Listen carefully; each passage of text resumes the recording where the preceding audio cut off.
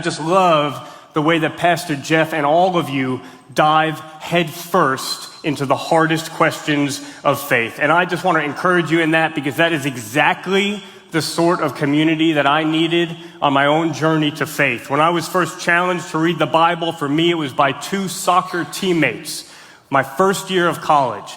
And I took the challenge, but I was skeptical. I thought Christianity was for people who didn't think hard enough. And as I began to read through the Bible for the first time, I would actually cross things out and I would add things, and I'd actually write BS in the margin wherever I disagreed. And Christians would sort of look over my shoulder and say, Vince, why do you have a BS in the margin of your Bible? And I'd say, oh, that verse makes for a great Bible study.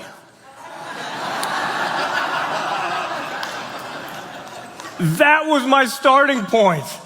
And I look back and I realize it would have been so easy to just give up on me, to say, hey, this guy's writing BS in the Bible. Like, let's move on. This one's not going to make it.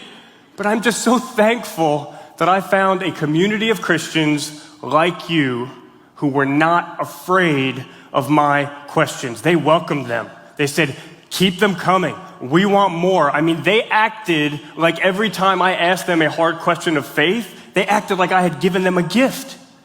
And rightfully so. Because theologically, think about it, every question has a true answer. And all truth is ultimately grounded in God.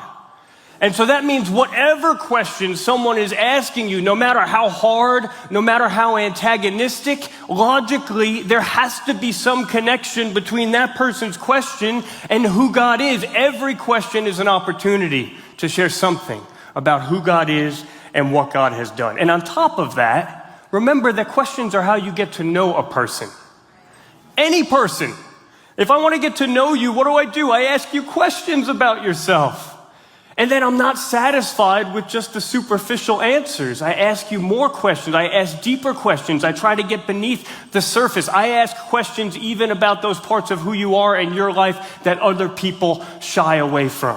Well, when we do apologetics, right? Big fancy term, but really this is exactly what we're doing. We're asking questions, and not just about God, but to God and with God. Right? We're not doing something abstract and academic and theoretical. We are doing something deeply, deeply personal, because questions are how you get to know a person.